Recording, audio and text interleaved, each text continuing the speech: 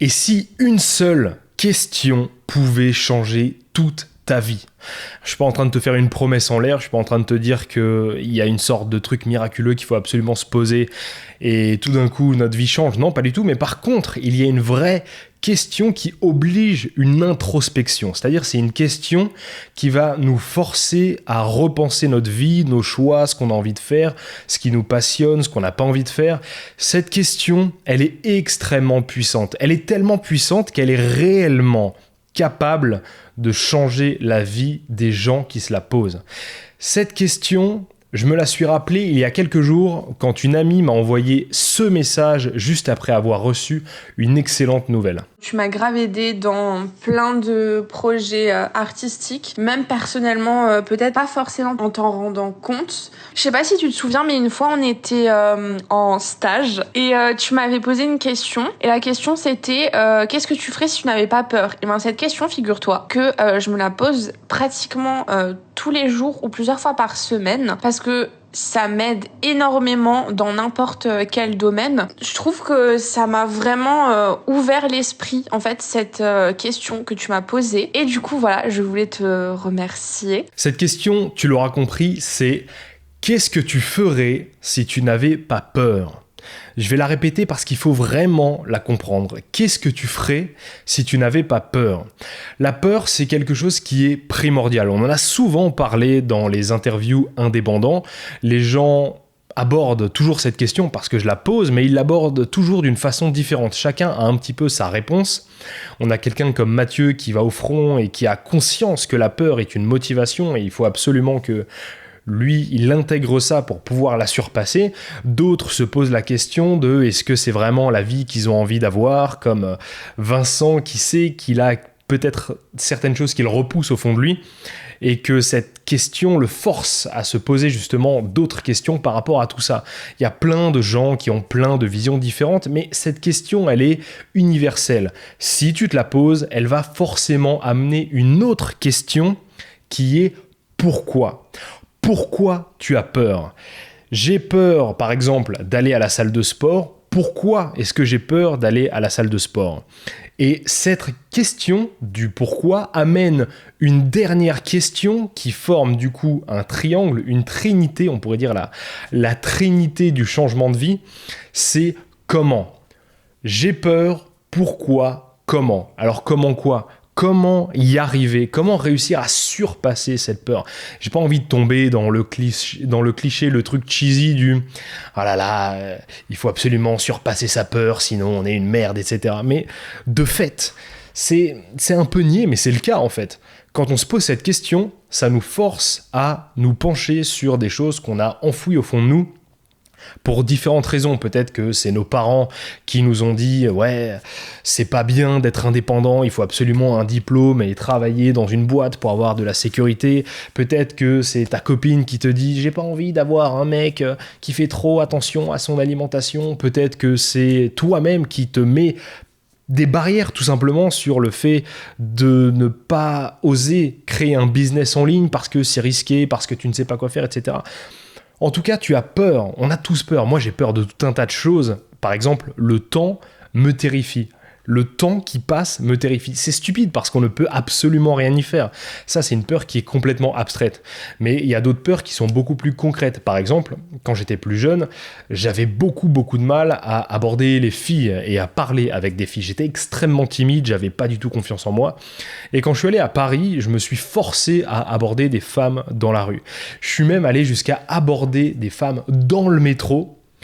Quand tu es entouré d'une trentaine, voire une quarantaine de personnes, et que tu parles à une inconnue, que tu essayes un petit peu de nouer le contact et tout, c'est super paralysant. C'est super paralysant.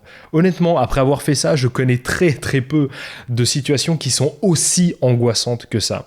Mais ça m'a servi parce qu'aujourd'hui, je suis beaucoup plus à l'aise avec les femmes, même avec mes relations amicales, sentimentales, peu importe, même si c'est un pote ou si c'est potentiellement une copine, etc., c'est beaucoup plus simple. C'est beaucoup plus simple parce que je sais, j'ai beaucoup plus confiance en moi. Je suis allé au-delà de ma peur. Et c'est vraiment une question que je t'invite à te poser. De quoi tu as peur? Qu'est-ce qui te fait peur? Pourquoi tu as cette peur? Si par exemple tu as peur d'aller à la salle de sport, pourquoi tu as peur d'aller à la salle de sport? Ça peut être parce que potentiellement ça te fait perdre 2 heures dans ta journée. Et du coup, la troisième question, c'est comment faire pour réussir quand même à aller à la salle de sport? Parce qu'on sait tous que c'est important d'être en bonne santé physiquement. Ben, tout simplement, si c'est une question de temps, il y a une priorité à créer ici. C'est-à-dire qu'il faut que tu apprennes à réorganiser ton planning et à prioriser les choses. Forcément, si tes jours sont chaotiques et que tu fais tout au feeling et que rien n'a de sens, ça va être très compliqué de caler tout le temps 2 heures pour aller à la salle de sport, parce que 2 heures dans une journée, c'est vite rempli par n'importe quoi. Il y a des gens qui sont occupés, mais qui ne sont pas productifs.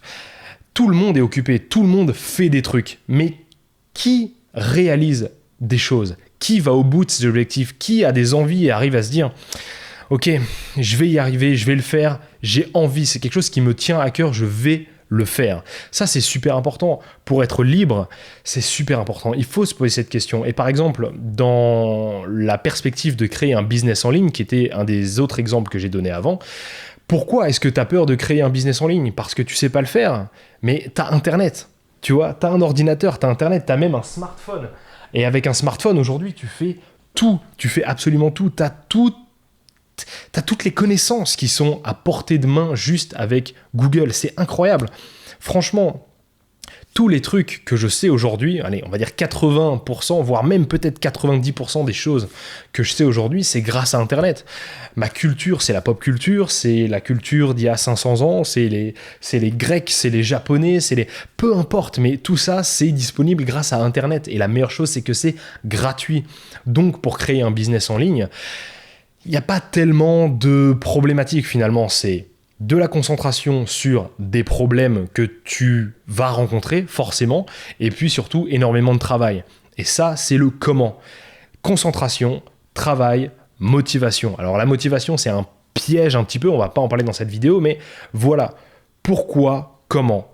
Et ça, c'est 2 questions qui viennent d'une seule, c'est qu'est-ce que tu ferais si tu n'avais pas peur?